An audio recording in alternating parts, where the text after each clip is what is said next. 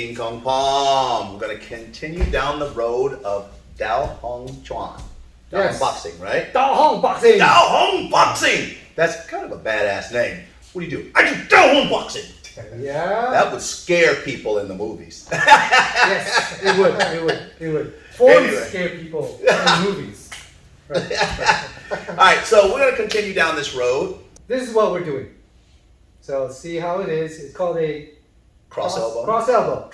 Right.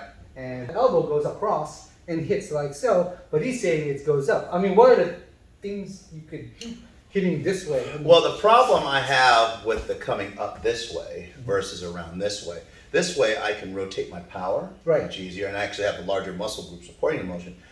Coming up this way, let me show you on the SOB. So if the SOB put his hand across his weight, so this is the muscle group, right? So this is the anterior delt, part of the shoulder, right? The muscle group. Know your anatomy if you're teaching Kung Fu. Know your anatomy. So somebody would say, oh, that's a great motion, until I say, now lift.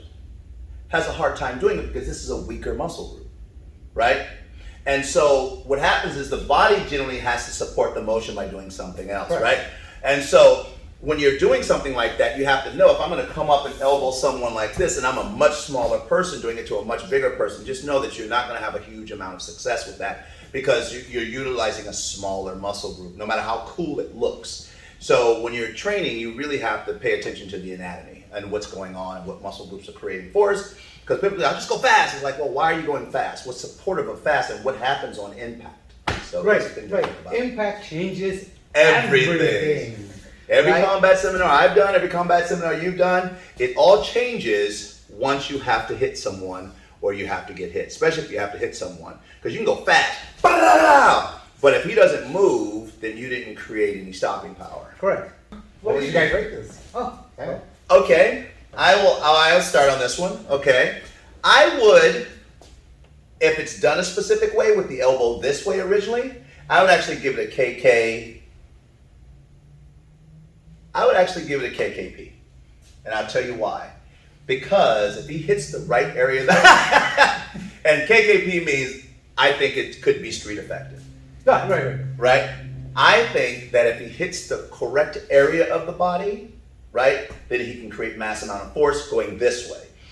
Going this way, I give it a K. I wouldn't give it anything.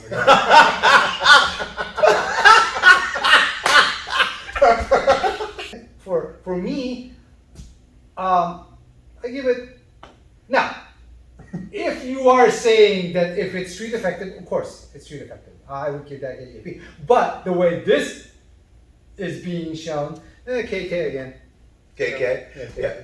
Well, and understanding anatomy and physics is really important. I'll tell you why.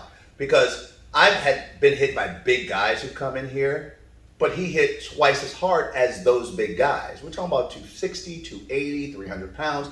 He hits harder. Reason being because he understands movement, where to put the muscles, how to put the muscles in action, how to make them work, how to get inertia in all the motions and rotate the hip and sinking, utilizing gravity. All these things that's required every time you do a move on another human being. Once again, not something you can do online. You have to be with another partner. Martial arts is a study of motion in lieu of impact. Right. So you got to understand that. So this is the cross elbow. So cross elbow. You got KKP. He gave KKP. Mine's KK. I don't get a hook. All right, you get to go first, though. He does this. That. Right? Right. I already forgot how he did it, but how would you do it? But what I would do is I would come out first, so you could do a punch like here, right? Across here, right? And of course I could do this again, bam, right? I could switch off, but it's bring it in, bring it in, bring it in. So here, so go through, ooh, and then damn, he went up. So either way, so it's not really not that hard. No. And if the elbow is used in this access, that's why I would give it a KKP, because your body is actually generating stopping power. Right. And one good thing about this has a lot of force going through. So even if he's just like this, just do that. And you can barrel through. You just barrel through that. Well, boom. Right? You could plow through that with that kind of motion.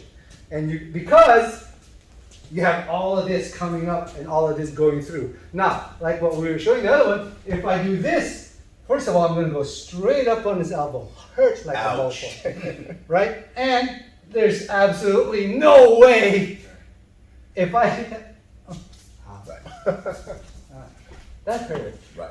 And the moves we're doing may not be exact to the way he's doing it, but the principles of how it works are what we're talking about here. And if you're going to come up this way versus this way, you need to know that they're different elbows. Those are totally different elbows. And if he's staying traditionally true to the way he learned the form, good for him, but we are looking at it from what would work on the street. Right.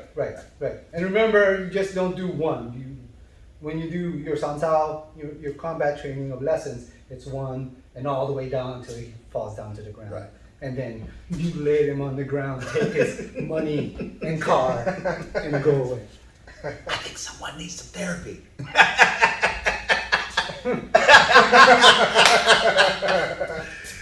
All right, so. Your turn, brother. Oh, I was just about to say, thank you guys for coming together. I guess it's my turn. Okay, so the way I would do it is if he steps right and throws right, I would go here and drive him right into my elbow. That's the way I would do it. If he does the same way, I would do it the other way too. Here, and this comes out of nowhere. I would bring the elbow more from the hip than I would around this way. Because if I bring it around this way, visually, he'll see it, right? But if I go this way, it comes directly. And it's more powerful. And it's more powerful because it's coming from my line of power. Exactly. Yeah. Right. So, it's a good move, but once again, using it this way. Now I'm gonna show you something different. If I go here and try to use it this way, he leans into it. I actually have no power. I actually feel it on my shoulder. Right. And so I wouldn't possibly use it that way. I would, and if that's the way the move got done, awesome. I don't get that's not even a K or a P, that's a 0. If it's going up, right. So, oy vey. Right. So if he's coming in here, right, shield, and coming that way, come directly up. And what I like about when I hit, just lower your arms, hopefully you see this. When I hit, right, I can use my legs to drive through. And imagine that coming through like this. It's very powerful. Extremely. It just blasts through things. Right. And especially going from here. Remember, if you just do this, that's what, 2 foot, right? If you do this, you just made it 4. If you just went like this, you just made it 10. Right. And another thing I like about it, I'm just going to adjust it just a little bit. And we're talking about elbows here now. If I block him and I go here, see what I did is I pulled his torso a little forward, right? So watch the shotgun version of this. If I go like this and I go, boom, I run him right into this elbow and he doesn't really have much of a chance. So I did is I'm blocking, bump, grab him, and then run him too. Right. And by the time he straightens up, he's already been hit. Right. And if you really want to do the going up thing, you do it much like a lot of Muay Thai or kickboxing. It's going up. Yeah, you're gonna go like this. Yeah. Right. And we were discussing about this other form, the Jingang, which is they do this and here.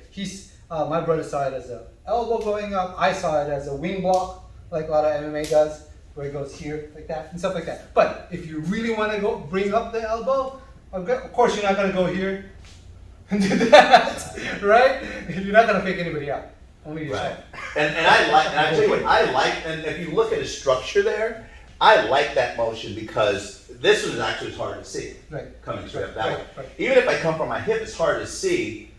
But if I'm in on a person I'm driving through, they're going to have a hard time responding. Correct. Because it's a lot of force. I remember this old technique RC showed us. This is one. Like it's sure. It's like here, right? And you go, at the same time you go up, pop, pop, right? And then you go through. So basically you go here, you go, and you do that, and it's just like form. But put somebody in there, they become mutilated. Yeah. But you have to do it correctly. Proper distancing, not that crap where you punch this far away, not where you start this way already. Okay? You make sure you give your brain enough time to think. Yeah. Yeah. You know, and everyone has their theories on your hand should be up, your hand should be down, your hand should be this. And I go, you know, when you talk about street fighting, not every scenario is the same. Right. You know, some people are like, well, you know, he got knocked out because he didn't have his hands up. I go, he got knocked out because he didn't have a chance to put his hands up. he got knocked out because he didn't know what to do when a person close distance on him Right. like that. I feel like the way we train, and I'm sure a lot of fighters who know this also, people who have done in street fights also, is when you get to a point where if I'm here and then somebody attacked me here, I can't think. My body has to take over. Yeah. And just go through what my body is trained to do, right? I 100% agree with that, and I tell you why. And so people, like in modern times now, they're like, well, forms are a waste of time, and this is a waste of time. And I go, none of those things are a waste of time. I go, but they work correctly in their context. If you're only doing form, then they're right. Right. Because I'm sorry, think about it this way. SOB, grab me by the throat, right? Okay, now do that again and grab me harder. Okay, now, my brain has to reconcile what's going on. And if I haven't had the sensation of that, right, of that scenario happening over, my brain is going, doesn't matter what I've learned at this point. Doesn't matter, I can know 100 forms, but my brain is actually going into a level of shock. And now there's an adrenaline dump. And if I don't train those things, and guess what happens? Then none of the stuff I've worked before is going to work. I've just seen it over and over and over and over and over again. And once a person's put in a shocking situation, which street fighting is, right? People are like, oh, I spar this. I'm like, yeah, I go, but okay, that's fine. But I'm gonna give him a bat and give this guy a knife and now let's see what happens. And then that changes the psyche of what's taking place. And you have to train that scenario, then you'll start to understand why all those basics are important. Correct. Yeah. So keep practicing, stay safe, hit the like, and we'll have more. There's some cool stuff. I want to do some Wing Chun and a couple other things. Yeah, absolutely. We've got more forms coming up. More forms coming up, and see you next week. Boom! Oh, take it back. Thank you for watching King Kong Pong. King KKP, by the way. KKP. Also, if you ever hear that, remember it's King Kong Pong. So remember to like, subscribe, hit the bell notification. Yeah. Please comment. Yeah, comment. Please comment. Make sure it's constructive. Yeah. We don't want to just see hear. how beautiful. Like we said, this is all you get. That's it. This is all you get. So I mean, he's more the eye candy than I am. So, so thank you guys for sharing the love. We got a lot of big plans as we move forward here with King Kong Pong. 2020 was horrible. Let's Yeah. make 2021 better.